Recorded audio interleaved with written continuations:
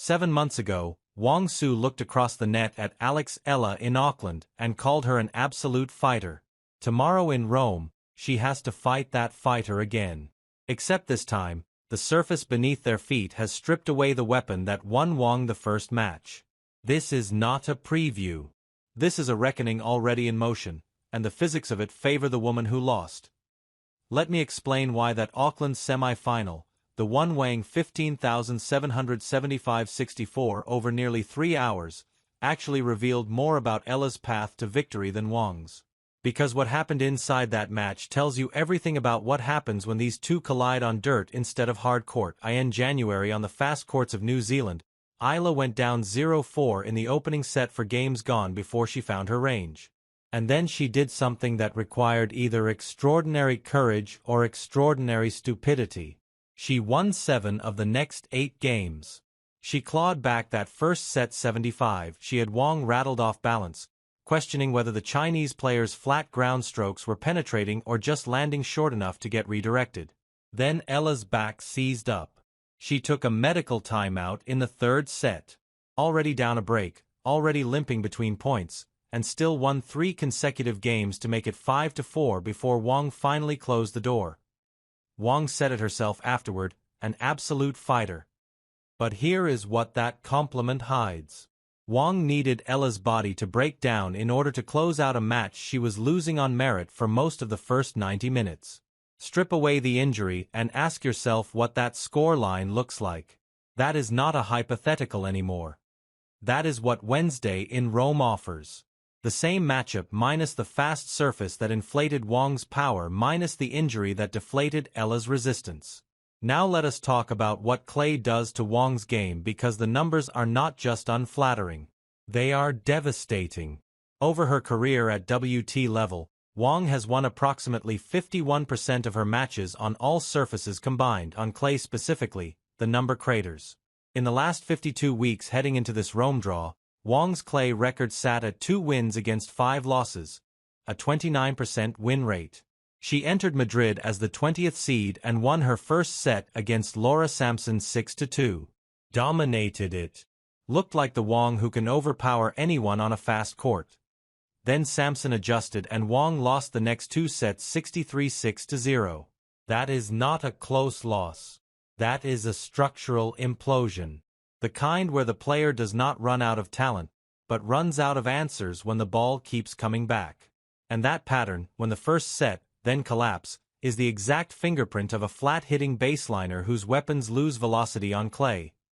Wang stands 5 feet 11 inches. She hits through the ball with authority. On hard courts, her ground strokes skid low and arrive fast, compressing her opponent's reaction time. On clay, those same shots sit up. The surface absorbs pace and adds hang time. What was a winner on hard court becomes a mid-court ball on dirt, and suddenly the defender has time to set up, time to redirect, time to construct the point she wants instead of the point she is forced into. Wang's numbers tell the same story from a different angle. On hard courts this season, she averages close to 4 aces per match. On clay, that drops to 1.57. Her serve, which is her primary method of avoiding rallies she does not want, loses its free points on this surface. And when Wang cannot win cheap points behind her delivery, she has to engage in extended baseline exchanges. Which means she has to engage with Alex Eala's strongest skill set. Because here is what Eala has become on clay in 2026, and it is different from what she was 12 months ago. Last year at this same tournament she lost in the first round to Marta Kostuk without ever finding her footing. This year she opened with a 6-0 bagel against Magdalena Freck, a dedicated clay quarter. Someone whose career has been built on this surface. That first set was not competitive. Eala dictated from the baseline with depth and variety that simply overwhelmed a player ranked 45th in the world.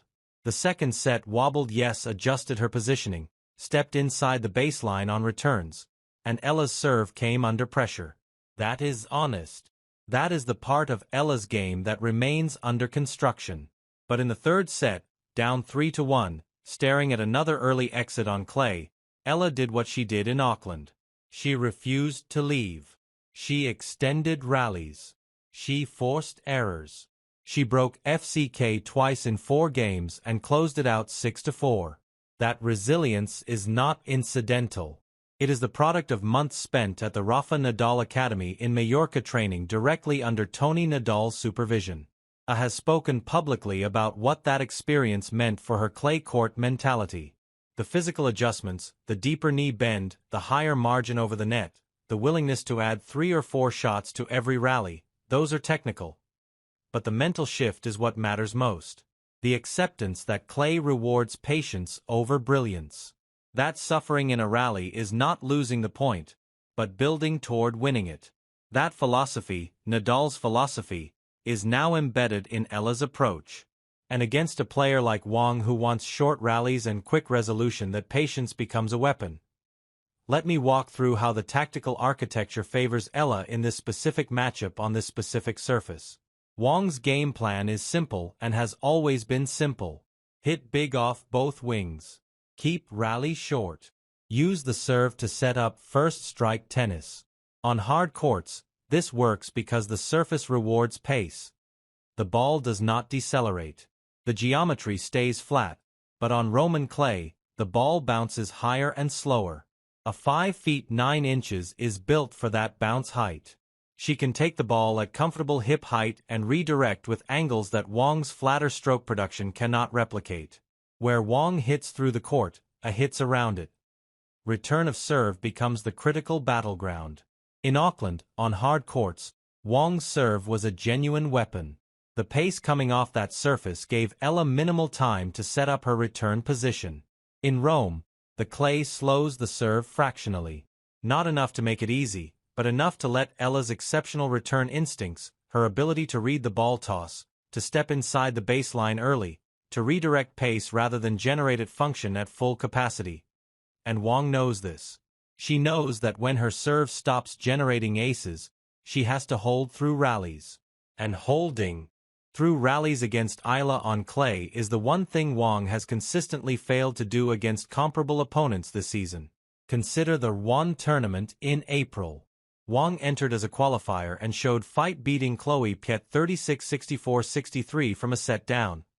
But that match against a French player ranked outside the top 100 required a comeback. And her next match against Sarana Cersei, someone who was essentially retired and came back. Wang went up in the early stages and then could not sustain it. The match ended with Wang winning on a retirement, but the pattern was already visible. She was laboring. The clay was extracting a price her body and her game plan could not indefinitely pay. Now layer in the psychological dimension of this Rome rematch. Eala knows she had Wang beaten in Auckland. She knows the first set was hers on merit. She knows the second set turned not because Wang elevated, but because Eala's body failed. There is a particular clarity that comes from losing a match you should have won. Not the bitterness of an upset, but the calm certainty that you have already solved the puzzle once and simply need to solve it again without the interference of injury. That is a very different headspace than the one Wang carries into this match. Wayne carries the memory of surviving, of needing her opponent's physical breakdown to advance. That is not confidence. That is relief. And relief does not hold up under pressure the way earned conviction does. The other factor working in Eala's favor is Rome itself.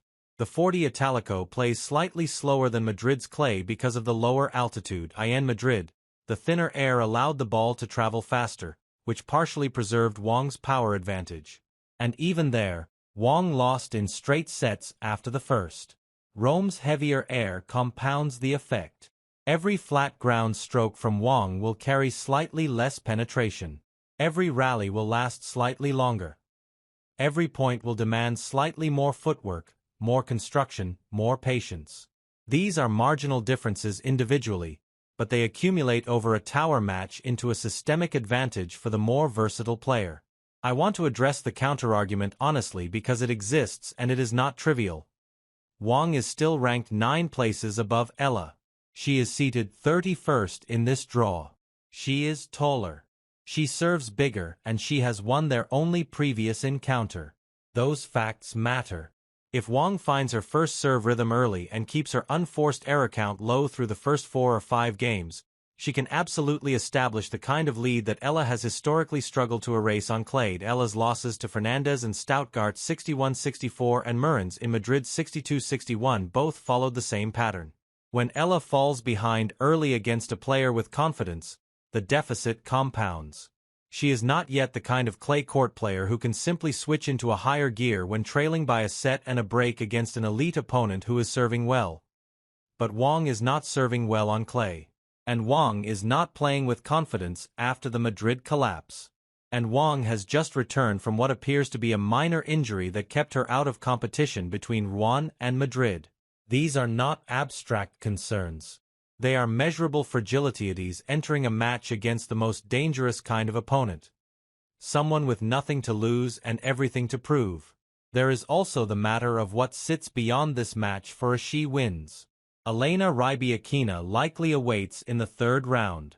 The Australian Open champion, a player Ella has never faced. The narrative significance of that potential matchup. Two of Asian tennis's most prominent figures meeting at a premier event creates a gravitational pull that could work for or against a danger looking ahead. The advantage is motivation. Ella has never been this close to a marquee matchup at a WTA 1000, and that proximity can sharpen focus in a way that abstract goals cannot. What I expect to see on Wednesday is a match that begins tighter than Auckland.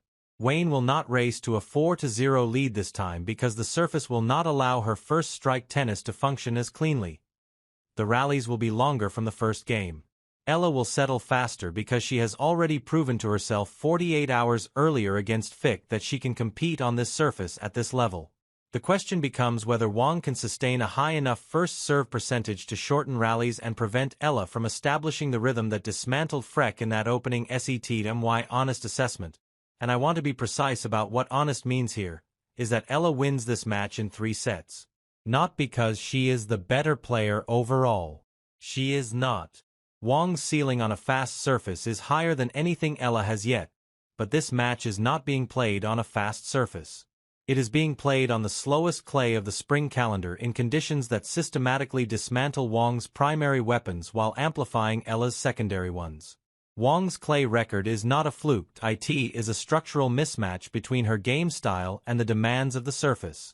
And no amount of talent overcomes physics when the physics work against you for 3 consecutive sets. Winning this match would not shock the world in the way that phrase usually implies. It would not be an inexplicable upset. It would be the logical outcome of placing a patient, adaptable, improving clay court competitor against a flat-hitting power player whose record on this surface is objectively poor and deteriorating. The surprise would be if Wang found a way to win. If she somehow invented a version of her game that has never existed on clay in a week where she is coming off a collapse in Madrid and carrying whatever residual effect her April injury left behind. That would be the shock. Eala winning is simply the more probable outcome that the ranking does not yet reflect. And if it happens, remember what Wang said in January, an absolute fighter. She was describing the version of Ella that lost. Imagine what the version that wins looks